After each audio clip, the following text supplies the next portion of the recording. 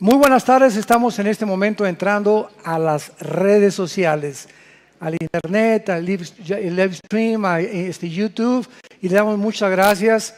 Quiero comunicarles que ayer, después del desayuno, solamente fue ayer, tuvimos 185,000 visitas. Hagan de cuenta que llenamos un estadio Azteca y medio de personas oyendo las conferencias. Es impresionante la cantidad de gente que se está comunicando cuando estamos compartiendo estas conferencias en vivo, y nos da muchísimo gusto porque el mundo que vivimos es un mundo caótico e incierto, donde todos están buscando ahorita una luz, ¿verdad? Y sabemos que la única luz que existe es la palabra de Dios. Bueno, abran sus Biblias en el capítulo 38 del libro de Job. Esta es la tercera conferencia de esta serie que se llama El poder de Dios en la creación.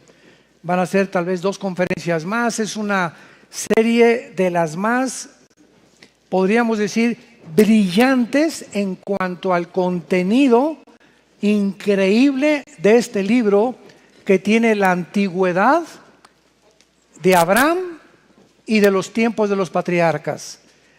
Y el conocimiento científico, zoológico, filosófico que contiene estos 42 capítulos de este libro maravilloso es impresionante. Es increíble que hace 3,000, 4,000 años pudiera haberse escrito lo que este libro contiene. Yo le contaba hace unos momentos a uno de mis pastores que hace algunos años, cuando comencé a meditar, que ya del capítulo 38 en adelante del libro de Job, Dios comienza a interrogar a Job.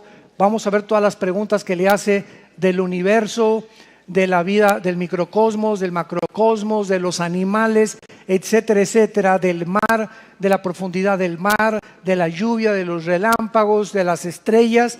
Cuando comenzamos a examinar esto, y sobre todo a ver si nos da tiempo a ver parte de los animales ahora, ¿cómo pudo este hombre hace 4,000 años, 3,500, 4,000 años, tener el conocimiento de saber cuándo paren las cabras monteses? ¿Cómo es posible que el águila tenga las características que tiene? ¿Cómo pudo este hombre estar observando todos estos animales para poder proporcionarnos todo este conocimiento, cuando la mayor parte de estos animales ni siquiera vivían en la tierra de Israel o en el área del Medio Oriente? Habla del león, del águila, del caballo, del pavo real, del avestruz que pone sus huevos en la arena y que después los deja ahí para que se los coman, ¿verdad? ¿Y por qué hace estas cosas el avestruz? ¿Por qué el caballo es como hace? ¿Por qué el búfalo? Y esto, ¿verdad?, me llenó a mí de un sentimiento de expectativa, de adoración a Dios, de alabanza a Dios, y de recordarle, ¿verdad?, a ese hombre que, como compartimos ayer en el desayuno, Carlos Sagan, el astrofísico ateo que antes de morir dijo: es que yo no creí o no creo en Dios por la falta de evidencias. Dios nos hubiera dejado, dijo Carlos Sagan, el ateo, más evidencias para que yo hubiera creído en Él. Entonces es increíble cómo hay tanta gente como él, que no es por falta de evidencias, sino simplemente este hombre no buscó las evidencias. Porque la Biblia dice: me encontrarás porque me buscarás con todo tu corazón. Entonces, la pasividad de los filósofos ateos y de los científicos ateos, que se limitan y llegan a la conclusión, es que en mi bitácora, no, para mí no existe Dios, ni siquiera me voy a tomar la molestia de buscarlo o buscar más evidencias en ese libro que dicen que es la Biblia. Es la razón por la cual permanecen toda su vida en la más terrible de las tinieblas espirituales. Hemos visto hasta este momento que una de las características que nosotros tenemos que comprender para comenzar a sondear la profundidad de los pensamientos de Dios, cuando ni siquiera comprendemos las leyes de la creación, del electromagnetismo, de la gravedad, de los poderes nucleares, de la termodinámica, cuando ni siquiera sabemos cómo operan las leyes que gobiernan nuestro universo, ¿Estamos creyendo que podemos nosotros retar a Dios y decirle, oye, ¿por qué hay tsunamis? ¿Por qué hay guerras? ¿Por qué hay derramamiento de sangre? Etcétera, etcétera. Inexplicables para la limitación que tenemos de nuestro sistema intelectual. Entonces tenemos que partir de ese punto. Estamos limitadísimos. Adán y Eva tenían el 100% de la revelación en el ADN del conocimiento. Escuchen esto, cuando Adán y Eva se rebelaron contra Dios y murieron espiritualmente, perdimos más del 90% de la información de Dios. Y nacemos, Alberto Einstein dijo que se calculaba que tenía el 8% desarrollado de sus capacidades cognitivas e intelectuales, el 8%. Y hay muchos de aquí que ni siquiera las tablas de la multiplicación se saben y se dicen ateos. Digo, entonces tenemos que entender eso. Una vez que Cristo entra a nuestra vida, viene un proceso de regeneración intelectual. Dice en el Salmo 119, David, me has hecho más sabio que mis maestros con tus mandamientos. En otras palabras, cuando el cristiano comienza a renovar su mente, memorizando la palabra, pasando tiempo con la palabra, algo está sucediendo en tu vida espiritual sin que tú lo puedas percibir, que comienza así, es como un globo que comienza a expandirse, donde comienzas a entender más y más y más y más por qué Dios hace lo que hace, cuál es su voluntad para mi vida, qué determinación tengo que tomar ahorita en mi matrimonio, cuál es la respuesta ahorita para este hijo, cómo debo hacer este negocio. Comienza nuestra mente a expandirse y este proceso la Biblia le llama la sabiduría de Dios. Si no tenemos la sabiduría de Dios y somos ricos, vamos a malgastar ese dinero porque no tenemos sabiduría para poder invertirlo en la obra de Dios. Si tengo demasiado conocimiento y tengo 3 doctorados en astrofísica y en ciencias políticas y no tengo la sabiduría de Dios, me va a volver un soberbio intelectual o un ateo agnóstico o un escéptico. Si yo triunfo y soy político y llego a ser presidente de la república o gobernante o lo que tú quieras, o un gran deportista, el mejor futbolista o el mejor cantante o el mejor bailarín, y no tengo la sabiduría para saber cómo manejar mi carrera artística y las características que componen mi voz o mi aspecto, etcétera, etcétera, o cómo desenvolverme en el mundo que me rodea, me convierto en un monstruo. Porque cualquier persona que llegue y se convierte en una celebridad, se convierte en un monstruo. Todos los que llegan arriba, a la cima, deportistas, cantantes, políticos, dime el que tú quieras, nos descomponen las alturas. La fama, el dinero, la popularidad, el poder nos echa a perder. Y esa es la historia de todos los grandes conquistadores, artistas, deportistas, políticos que tú me quieras decir, que alcanzaron el éxito, y presidente de la república, y Gengis Khan, y Saddam Hussein, y Hitler, y Elvis Presley, y Michael Jackson. Dime el que tú quieras y el que tú pienses, se descompusieron allá arriba porque no tenían la sabiduría para manejar sus vidas. Dios quisiera a muchos de ustedes bendecirlos económicamente, pero Dios dice en Proverbios, mejor que el oro y la plata y las piedras preciosas es la sabiduría. Adquiere sabiduría, hijo mío, sobre todas las cosas. Yo me preguntaba eso, ¿por qué es mejor que los bienes materiales la sabiduría? Y la respuesta pues es muy fácil, porque si Dios me da bienes materiales o me da riquezas y yo no tengo la sabiduría de manejar ese dinero se convierte en una maldición en mi vida. Nos echa a perder. En el capítulo 38 vemos entonces cómo Dios comienza a interrogar a Job acerca del universo. Ya lo vimos ahorita en la conferencia pasada. Lo comienza a interrogar acerca del mar, versículo 8. de la profundidad del mar, versículo 16. De qué manera el versículo 19, 38, 19 nos muestra hace 4000 años aproximadamente que Job sabía que la luz viaja en ondas y que las tinieblas son estáticas. ¿Por dónde va el camino de la habitación de la luz? Versículo 19. ¿Y dónde está el lugar de las tinieblas? ¿Cómo pudo saber eso? Sino hasta algunos siglos pasados se descubrió que la luz que viaja en ondas, igual que el sonido viaja en ondas, la luz es las únicas ondas que viajan en el espacio. Si nos salimos de la atmósfera, ahorita ustedes me están escuchando, porque de la atmósfera hacia abajo en nuestro planeta, las ondas se transmiten en el aire. Pero si nos salimos de la atmósfera, ya necesitamos aparatos o escafandras los astronautas para poder comunicarse en el espacio. Porque las ondas de sonido ya no viajan en el espacio, viajan solamente alrededor del espectro electromagnético. Pero la luz viaja, por eso vemos que las estrellas que nos asomamos en la noche, el brillo que tú ves, tal vez son estrellas que se murieron o desaparecieron hace más de 10 billones de años y apenas la luz nos está llegando a nosotros, porque la luz viaja en el espacio. Y eso, cuando lo relacionamos espiritualmente, es lo mismo. Jesús dijo: yo soy la luz. Y cuando nosotros estamos en la luz, tenemos un viaje donde avanzamos. La persona que vive en pecado está en tinieblas. Las tinieblas son estáticas, no se mueven, no viajan. Están como paralizadas las tinieblas, pero la luz viaja.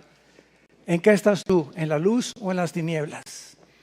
Si vives bajo la luz de Jesús y de la palabra de Dios, tu vida es como la aurora que va en aumento hasta que el día es perfecto. Si eres una persona que vives en tinieblas, estás estático. No vas a llegar nunca a ningún lado. Y si llegas, te darás cuenta que eso a donde tú esperabas que querías llegar, te va a producir solamente una más grande vaciedad en tu corazón, porque no es lo que te va a llenar lo que tú creías que te podía llenar. Y vamos ahora a algo maravilloso en el versículo 31, que son las estrellas y los signos del zodíaco. No se vayan a asustar. Vamos a entender claramente lo siguiente. Esto es increíble, porque esto fue escrito hace 3.500, 4.000 años. Nunca confundan la astronomía con la astrología, la gimnasia con la magnesia. Entonces, la astronomía es el estudio de las estrellas, de los planetas, del universo. Y eso es maravilloso, estudiar la astronomía. La astrología, y es importante poner estas bases, la astrología es la ideología o la filosofía que quiere hacerte creer que los astros pueden manejar tu vida, que es una locura completamente. Y entonces los signos que encontramos en el cielo, que se llaman los signos del zodíaco, la palabra zodíaco significa grados o pasos, apúntalo, que significa los pasos del sol en las constelaciones. Entonces, de acuerdo a la astrología, si tú eres Virgo, no te llevas con Escorpión. Y si tú eres Géminis, no te llevas con otra persona. Y cuando los periódicos publican, pues si tú eres Virgo, hoy es un día que puedes hacer negocios, ya iba el menso a hacer negocios ese día. ¡Qué increíble! ¡Qué increíble que seamos seres racionales y creamos más esto que a Jesucristo! Que le creas más a Walter Mercado que a Jesucristo. ¡Increíble! ¿De qué forma ha penetrado el engaño en las mentes humanas? Esto nos constata y nos confirma qué poco desarrollado tenemos la inteligencia. Nos llamamos inteligentes. Háganme el favor nada más. Entonces, lo más maravilloso de esto es que a través de los signos del zodíaco, escuchen esto con mucha atención, ahí en el cielo está escrito el plan de la salvación. Comienza con Virgo y termina con Leo, la Virgen y el León, que es Jesús. Y a través de todo este viaje, Dios dejó impreso en el cielo el plan suyo. Y viene el diablo y lo voltea la torta y nos presenta otra interpretación para poder engañarnos cuando no conocemos que es en la Biblia, porque el diablo no es original. Él se la fusiló y entonces es la misma gata, pero la revolcó 2 veces más. Increíble. Dice el versículo 31, ¿podrás tú atar los lazos de las Pléyades o desatarás las ligaduras de Orión? ¿Sacarás tú a su tiempo las constelaciones de los cielos o guiarás a la Osa Mayor con sus hijos? ¿Saben ustedes que los lazos de las Pléyades son 7 estrellas calientes? Apúntalo. Las Pléyades son 7 estrellas calientes llamadas la congregación del gobernante. Así es el nombre que les pusieron. Hoy dice, o pondrás en movimiento Orión. Orión es la más grande constelación conocida por la astronomía. ¿Quién le dijo a Job esto hace miles de años? Cuando hasta 1611, 1625 por ahí, Galileo Galilei comienza a hacer experimentos con sus telescopios. Y cuando hasta el siglo XX aparecen las computadoras y las calculadoras, ¿cómo es posible que esta información tan majestuosa del universo esté registrada en la Biblia, que es más moderna que la astronomía de mañana en la mañana? Le dice Dios en el versículo, el Orión, acuérdense, es la más grande de todas las constelaciones. ¿Sacarás tú a su tiempo las constelaciones de los cielos o guiarás a la Osa Mayor con sus hijos? La palabra zodíaco, que significa grados o pasos, son las etapas del sol en el cielo correspondiendo a los 12 meses del año. El sol comienza su constelación en Virgo, que es la Virgen, y termina el año en la constelación de Leo, que es el león, las cuales nos revelan el inicio y el final del ministerio del Hijo de Dios. Nació de una virgen y aparece en Apocalipsis 5 como el león de la tribu de Judá. Y ya todo lo demás sería una cuestión ya tener un estudio especial que ya estamos elaborando para explicar cada una de estas constelaciones. En otras palabras, cuando Dios le pregunta a Job en el versículo 33, ¿puedes tú sacar las constelaciones de los cielos o guiar la Osa Mayor? En otras palabras, Job, si no entiendes los cuerpos celestiales, ni el movimiento que tienen, ni la magnitud y el gigantismo que existe en que el sol pues tiene, ¿saben cuántas veces cabe la tierra en el sol? 1.000.000 de veces. 1.000.000 de tierras cabrían dentro del sol. Es el tamaño, para que tengas idea del tamaño del sol que tenemos. Ahora, existe una estrella que es 10 veces más grande que el sol. Y hay otra estrella que es 50 veces más que esa estrella Epsilon. Increíble el tamaño del universo, del macrocosmos.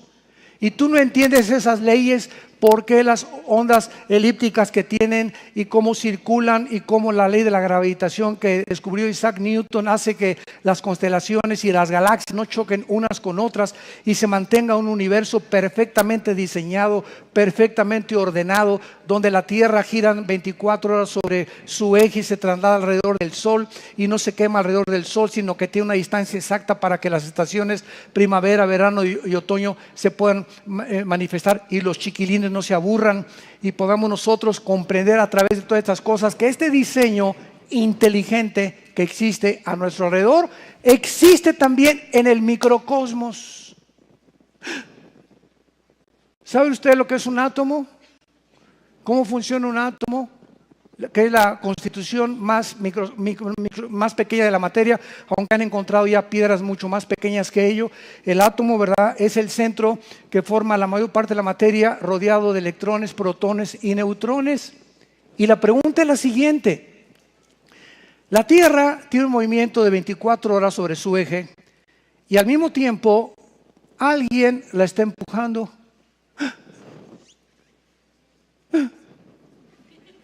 ¿Quién está empujando la tierra? Para que mantenga, es como un trompo. Tú agarras un trompo, fíjate lo que dice la física.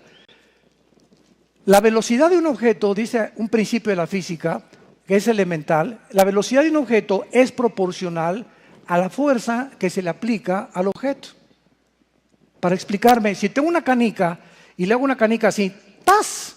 La canica le apliqué cierta fuerza, pero la canica sale y viaja proporcionalmente a la fuerza que le apliqué, pero se tiene que parar. Si agarro una flecha y la disparo, el arco le aplicó cierta fuerza a la flecha, viaja en una parábola y la flecha tiene que caer. Disparo un balazo, la pólvora le aplicó una fuerza a la bala, sale la bala, pero la bala tiene que caer. Todo es proporcional a la fuerza que se le aplica. ¿Por qué la flecha no sigue viajando?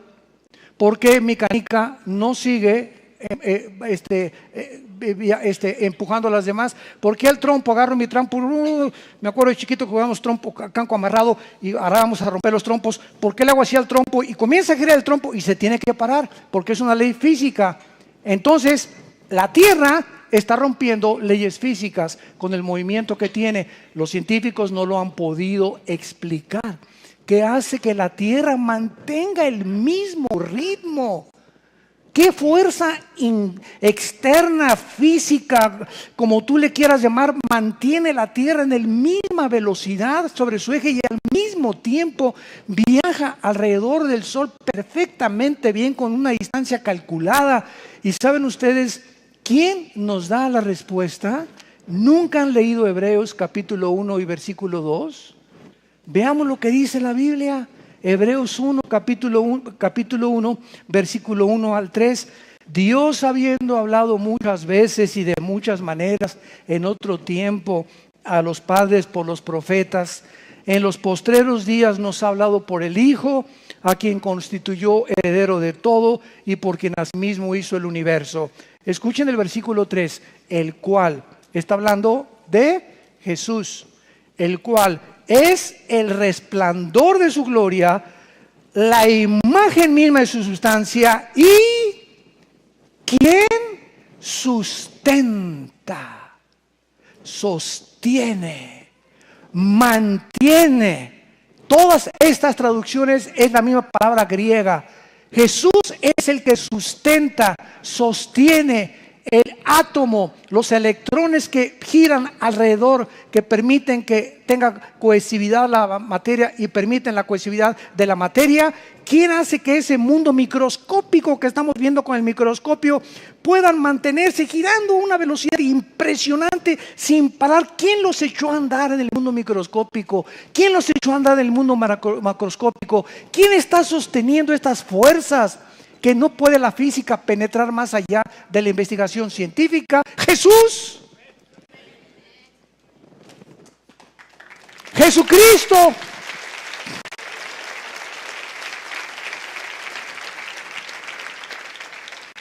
Y lo sostiene. Quien lo sostiene con la palabra que tienes aquí. Con la palabra de su poder. Dios dijo y fueron los cielos y la tierra. Y esas palabras que salieron de la boca de Dios, a Dios le agradó concentrarlas en 66 libros y dejárnoslas a ti y dejárnoslas a mí. Y Jesús dijo en Juan 6, mis palabras, cada vez que yo abro la boca y hablo, dijo Jesús, no es William Shakespeare, no es Octavio Paz, no es Demóstenes, mis palabras tienen y llevan espíritu. Y además mis palabras que salen de mi boca crean la vida. Mis palabras son espíritu y son vida. Dice en 1 Pedro 1:23 que fuimos renacidos por la palabra de Dios, por la semilla incorruptible de la palabra de Dios. Cuando alguien oye el Evangelio, no está oyendo una poesía de Demóstenes, una retórica, un orador, un famoso orador. Cuando alguien está oyendo y predicando el Evangelio de Cristo, esas palabras llevan algo, llevan semillas espirituales que entran a la persona, y si la persona abre su corazón y la recibe, crean vida espiritual dentro de la persona. Nacemos otra vez de nuevo, producen la vida que habíamos perdido en el huerto del Edén. Y cuando tú comprendes este poder que tiene la palabra de Dios, mira mi amigo, mira mi amiga, santos de Dios que me escuchan, vas a vivir dedicando, porque podemos comprar lo que quieras. Escucha esto, lo único que no podemos comprar es el tiempo. El tiempo así se nos va, así se nos va. Puedes comprar cosas que antes compraste la semana pasada, pero el tiempo no lo puedes volver a comprar. Y el tiempo que tú inviertas en la Biblia, leyéndola, memorizándola, meditándola, reflexionándola, ponderándola en tu vida, en tu espíritu, es el tiempo más precioso y más valioso que pasaste en tu vida y en tu peregrinación en el planeta Tierra. La palabra de Dios. Regresamos a Job 38. Qué maravillosas revelaciones tiene Dios para aquellos que le aman con todo su corazón. Ahora, de considerar las estrellas y las Pléyades y estas cosas impresionantes en el cielo, Dios pasa ahora a las nubes. Versículo 34 en adelante. Les quiero hacer una pregunta. ¿El agua pesa? ¿Sí? ¿Y por qué no se caen las nubes? A ver, ¿nunca se me han preguntado eso? Si yo hago una cubeta y la pongo en la balanza, la cubeta, y en una báscula de gramos, ¿verdad? Me dice, pues pesa 50 gramos, y le echo una manguera y la lleno, me va a pesar 2 o 3 kilos. ¿Por qué? Por el agua. Porque dentro de ese recipiente el agua pesa, y sin embargo no pesa en el aire. Vayamos a la palabra de Dios. Bendito seas por habernos dejado la Biblia, Señor. Dice el versículo 34, alzarás tú a las nubes tu voz para que te cubra muchedumbre de aguas. Enviarás tú los relámpagos para que ellos vayan y dirán ellos, henos aquí. ¿Quién puso la sabiduría en el corazón? ¿O quién dio al espíritu la inteligencia? Dios le está diciendo a Job, ¿puedes tú ordenar a las nubes y decirles, quiero que lluevan de las 5 a las 7 de la noche? ¿Hay algún ser humano que tenga el control de las lluvias? Aunque podemos ahorita regar y producir a veces tormentas con cosas que han inventado, ¿verdad? No tenemos el control completo de la atmósfera a nuestro alrededor. Puedes tú, dice la Biblia, cuántos de nosotros hemos visto en una noche de tormentas los rayos que son ¡pum! Y se siente así la casa. Ahí me encanta oír el poder de los rayos. Cuando tiembla, hasta la casa se siembra cuando oímos eso. ¿Quién dirigió ese rayo? Y la pregunta es, ¿de dónde salió? ¿Vino de Marte? ¿De dónde salió el rayo? Bueno, hermano, que la electricidad, que el fluido de electrones, dime lo que tú quieras.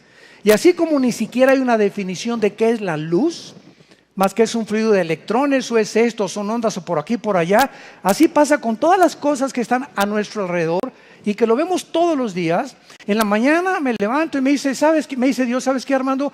Te tengo preparado un paisaje hermosísimo. Ya no veas la Gioconda, ni las pinturas de Rembrandt, ni siquiera la Capilla Sixtina. Asómate y ve la puesta del sol antes de que te acuestes. Y levántate y ve un amanecer cuando el sol comienza como un gigante anaranjado a levantarse. Esto lo tengo yo para que admires y veas la belleza, y puse dentro de ti la capacidad de mirar el arte y la belleza, porque fuiste hecho a mi imagen y semejanza. Y tú te levantas así, un café. O vamos a Acapulco, ¿no?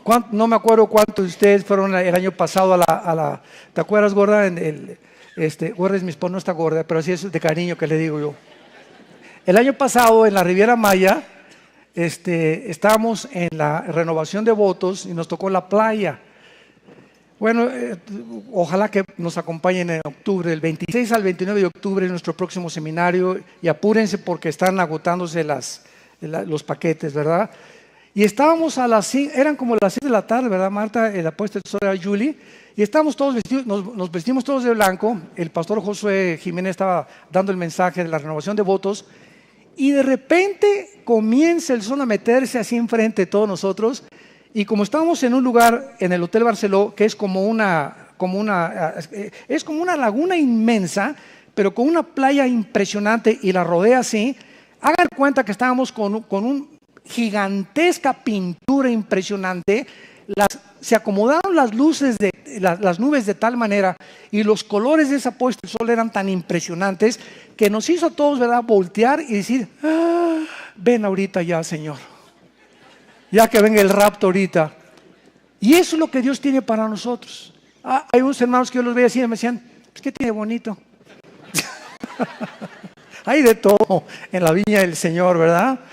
Pero es increíble que cuando nosotros comenzamos a caminar con Dios, comenzamos a admirar, vamos en la carretera y yo veo las montañas que rodean Toluca. Me encanta esta entrada después de la Marquesa Toluca, lleno de pinos por todos lados, las montañas, y muchos llegan manejando y nomás ahí van, nomás van la pura carretera, no aprecias nada, ¿verdad? Y Dios nos ha dado esta capacidad para apreciar la belleza, los árboles, los pinos, los borreguitos, los caballos, todo, ¿verdad? Ahí junto a la Marquesa los puestos tan lindos, las indígenas otomíes que rodean aquí Toluca. Bueno, es impresionante las cosas tan lindas y tú todavía vives aburrido. Ni has probado ni el chorizo de Toluca, lo has probado. Crear todas estas cosas. Ahora fíjense ustedes muy bien las preguntas que está haciendo Dios. Una cosa es crear todas las cosas que nos rodean y otra cosa es mantenerlas. Entonces Dios pudo haber dicho que sea la tierra, pero las preguntas que nos deja Dios es ¿quién sostiene la creación? ¿Quién sostiene el mundo microscópico? ¿Quién sostiene el mundo macroscópico? Todas estas preguntas anteriores se centraron en cosas inanimadas, ¿verdad? No vivas, de la tierra y el universo. Dios es el diseñador y el controlador de todos los patrones del tiempo que Él ha establecido, de la ley de la gravedad, de las leyes físicas, del electromagnetismo, las leyes de la entropía, etcétera, las fuerzas nucleares.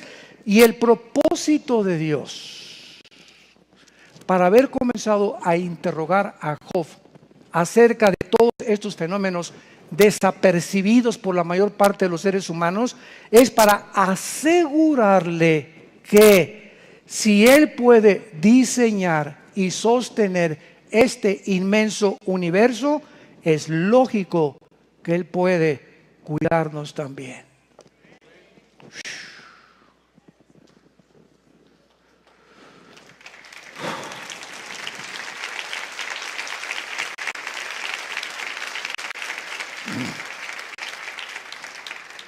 Job, perdiste tu familia, perdiste tus bienes materiales y no he permitido ahorita revelarme a ti, Job, y explicarte por qué te pasó todo lo que te pasó, Job. Voy a dejar que pase un año, que fue el periodo que atravesó Job, aparte de una enfermedad de los pies, de la cabeza a la punta de la coronilla, era una especie de sarna la que tenía Job, perdió sus hijos, perdió sus bienes materiales. Y Dios dejó durante un año que el mundo invisible que rodea el planeta Tierra, de ángeles caídos y los que sirven a Dios, pudieran observar y pudieran ser alumnos y aprender lo que Dios iba a hacer con ese hombre. La lucha que estaba aquí abajo en el planeta Tierra de Job era intelectual. ¿Por qué Dios? Dios, soy un buen hombre, hacía sacrificios por mis hijos, dice capítulo 1 que era recto y temeroso de Dios. ¿Por qué sufren los justos? ¿Por qué a hombres buenos les pasan cosas malas y a mujeres buenas cosas malas? Esa es la pregunta intelectual. ¿Por qué me pasó esto? Y creemos casi siempre que es por... No, llegaron los amigos de Job, el pecado. No, tú hiciste algo, Job. Tienes por ahí escondido algún esqueleto ahí en tu closet. Y sin embargo, aunque muchas veces es el pecado, no siempre. Dice la Biblia que todas las cosas contribuyen para nuestro bien. Pero quiero decirles un secreto.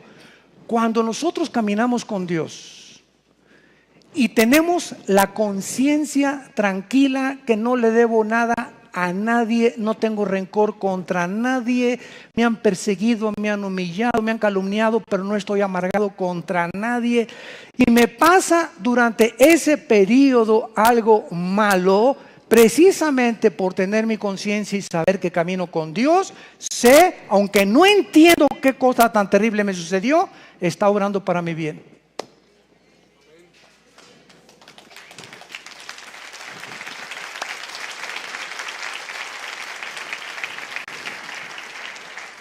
Leamos bien ese versículo de Romanos 8:29.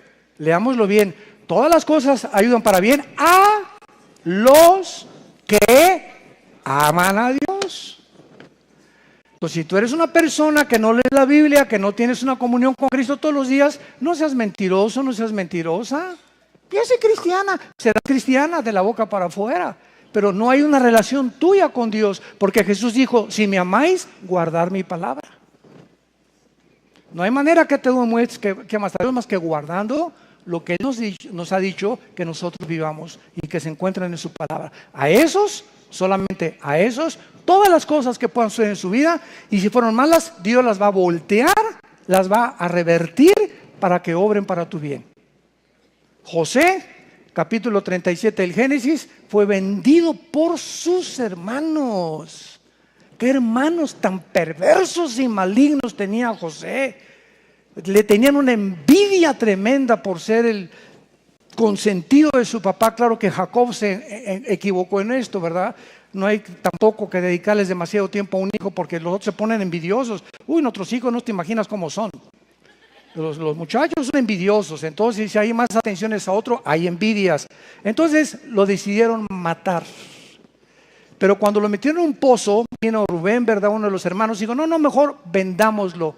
Fíjense más el rechazo de un muchacho joven de 15, 17 años de edad. Todos hermanos, eres un envidioso, mi papá te regaló esa capa de colores, ¿verdad?, y te crees mucho, etcétera, etcétera, tú y tus sueños. Total que pasó una caravana de árabes que ya Dios lo tenía previsto y se lo llevaron a Egipto. Llega a Egipto, entra a trabajar con Potifar, el jefe de la guardia del faraón, y este Potifar estaba casado con alguien que le llamaban la leona de Tlanepantla.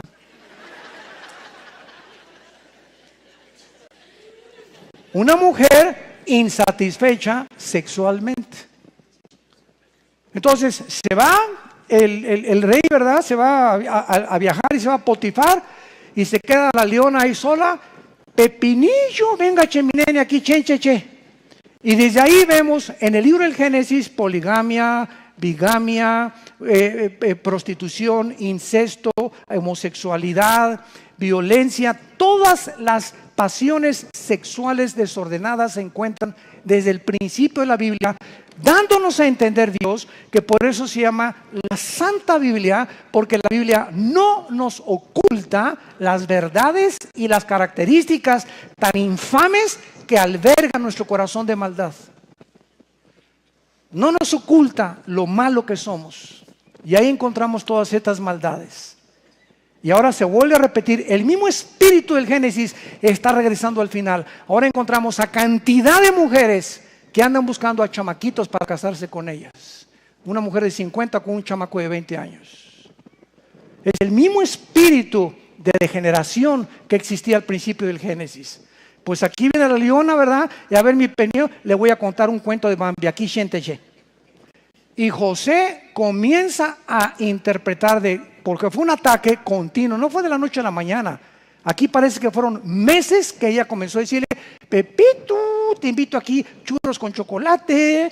Y comenzó a seducirlo poco a poco. Total que llega el momento en que él entra a su alcoba, ella lo agarra y venga para acá mi pepinillo, y agarra a José y se quita el saco y sale corriendo. Y dice la Biblia algo increíble, que es maravilloso. José, no había nadie que lo viera. ¿Cuántos de ustedes hacen lo que hacen porque nadie los está viendo? ¿Y sabes por qué haces lo que haces cuando nadie te está viendo? Porque aunque nadie te está viendo, no tienes el temor de Dios. Si tuvieras el temor de Dios, no harías lo que haces a escondidas. Y ahí es donde Dios ve si tenemos su temor en nuestro corazón. Cuando nadie te ve, ¿cómo te portas?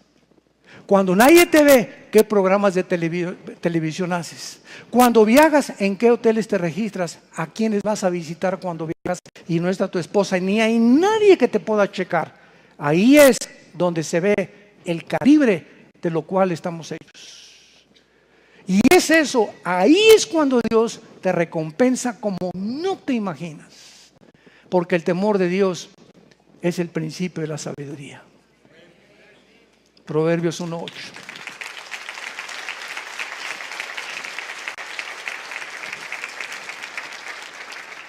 A José lo meten a la cárcel porque cuando llega el jefe, ay, ese muchacho que no sé qué tantas cosas me quiso violar. Venga para acá y lo meten a la cárcel.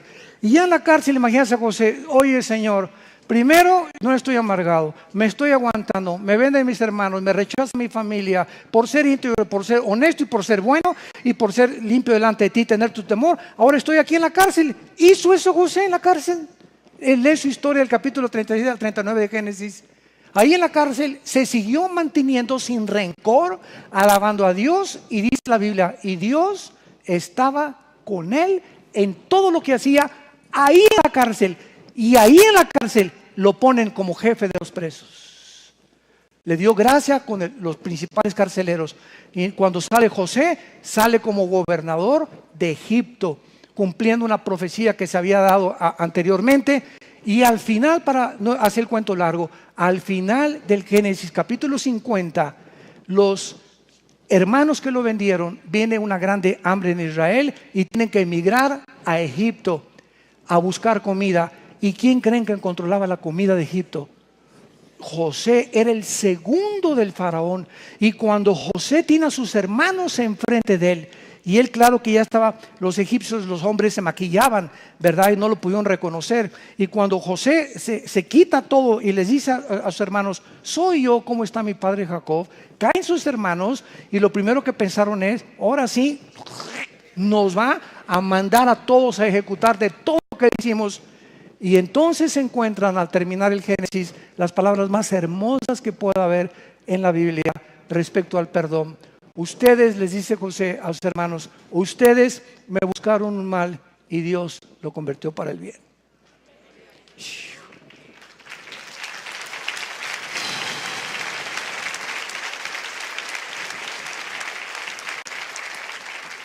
Todo lo que planearon ustedes, miren ustedes, si no hubiera pasado todas estas cosas, ni siquiera sería yo gobernador y toda la familia se hubiera muerto de hambre.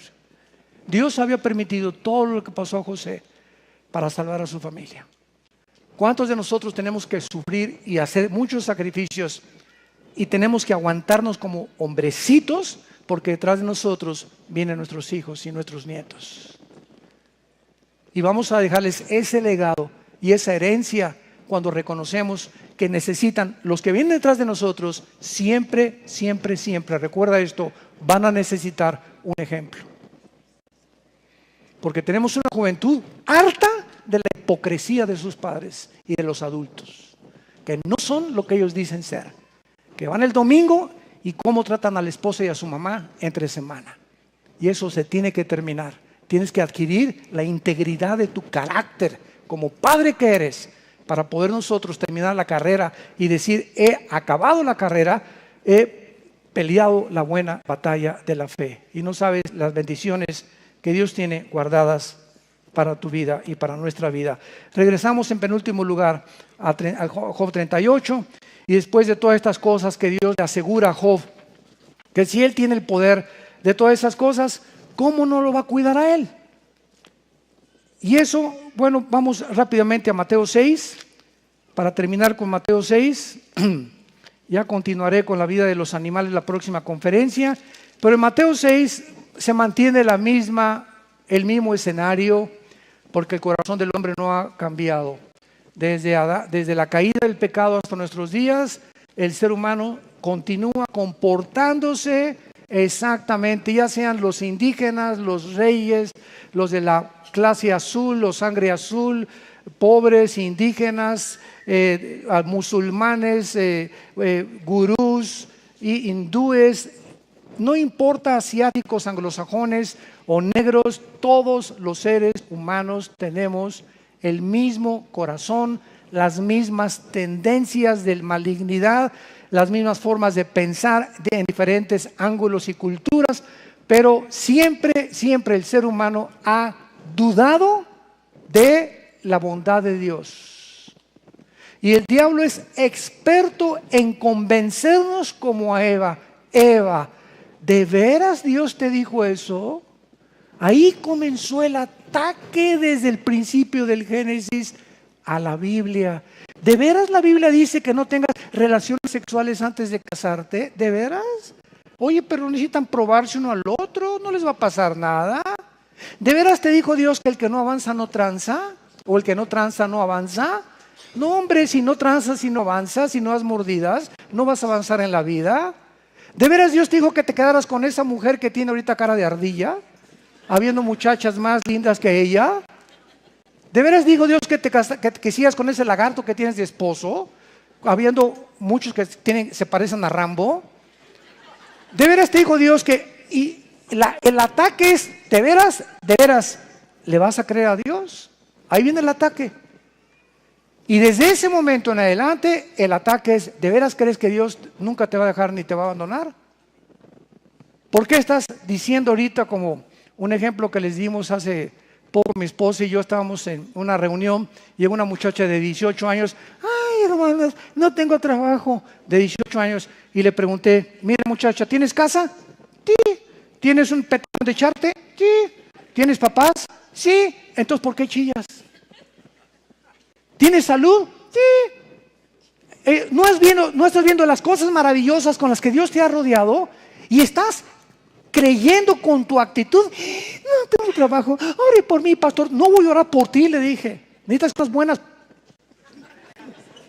nalgadas.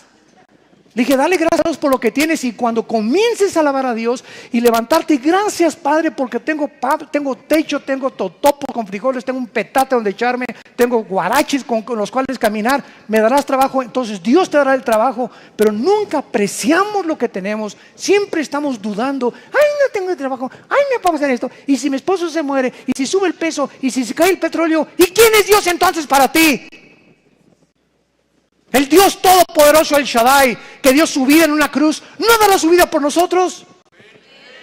¿Por qué entonces vives en la incredulidad? ¿Por qué?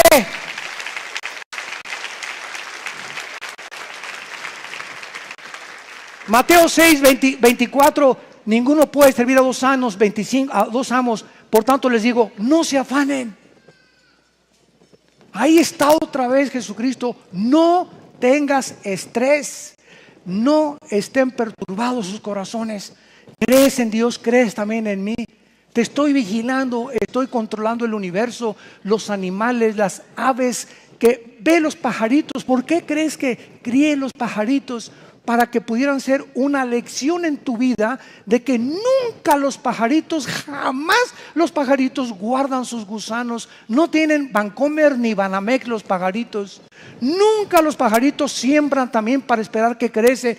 Así los diseñé especialmente para que tú en la escuela de la vida aprendieras de ellos. Y si los pajaritos que no guardan ni almacenan, y los pajaritos que nunca siembran ni están esperando que crezca, tienen el alimento todos los días, ¿no valen ustedes más que un pajarito?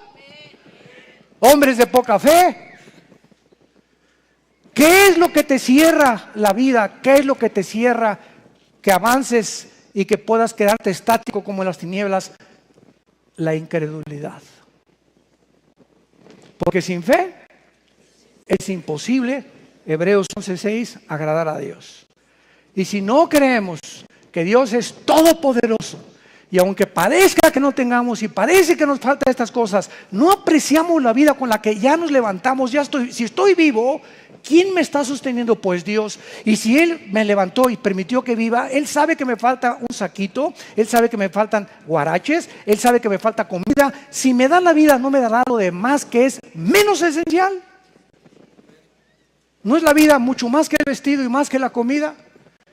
Entonces, ¿por qué vives en ese estado de estrés, de preocupación, de incertidumbre, ay, hermano, ore por mí, sacarráquese?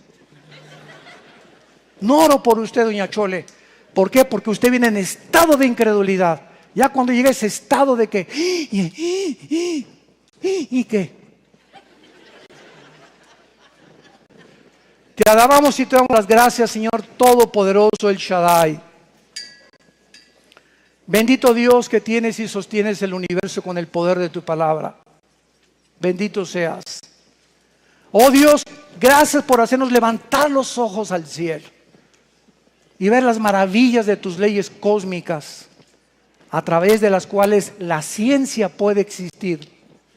Porque la ciencia no podría existir si el universo no estuviera controlado por leyes. Oh Dios, gracias porque esas leyes también existen en el área moral.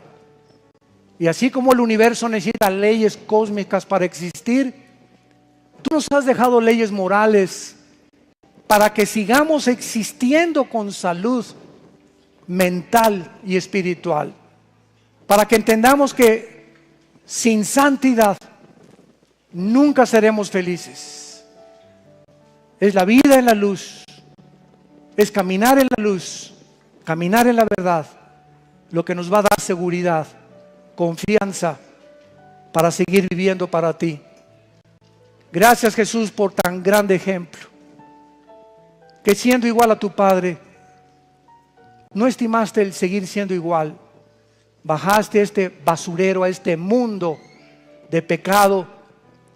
Te hiciste como nosotros, naciste en un pesebre rodeado de animales, creciste en la pobreza como un carpintero con tu padre José, moriste entre dos ladrones como un vulgar criminal, pero a los 3 días volviste a vivir para dejarnos el ejemplo y las pisadas que debemos nosotros seguir, porque como anduvo Jesús, debemos nosotros también andar.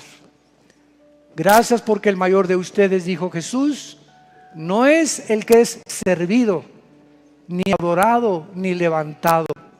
El mayor entre ustedes es el que sirve, el que vive por los demás y no está centrado en sus propios intereses.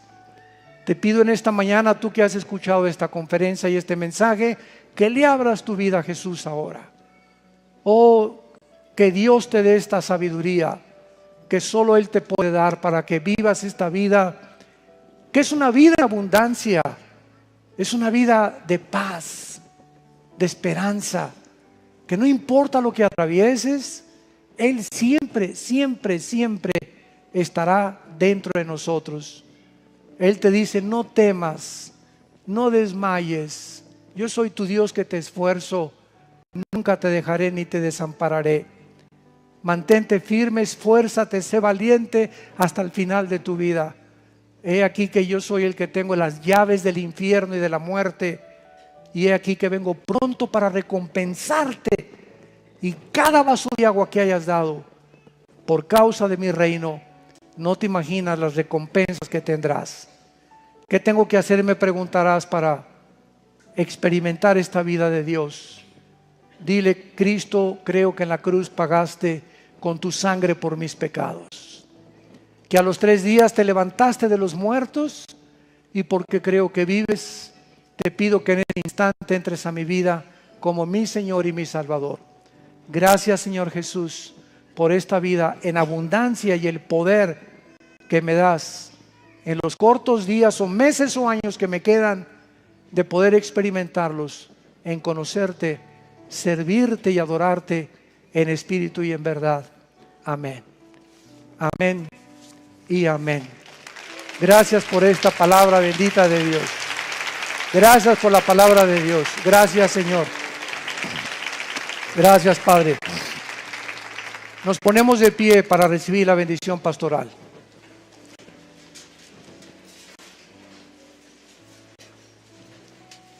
Que Dios bendiga tu vida y tu matrimonio. Que Dios bendiga a tus hijos. Que Dios bendiga a tus padres. Que Dios bendiga a tus familiares y a tus animales domésticos. Que Dios bendiga tu alimento. Que Dios bendiga cuando te levantes y cuando te acuestes, para que siempre te acuestes y te levantes adorándolo, dándole gracias en todo, porque esta es la voluntad de Dios para con nosotros, que siempre seamos agradecidos. Que Dios bendiga tu vida cuando sales a tu trabajo y cuando regreses, siempre des gracias de tener una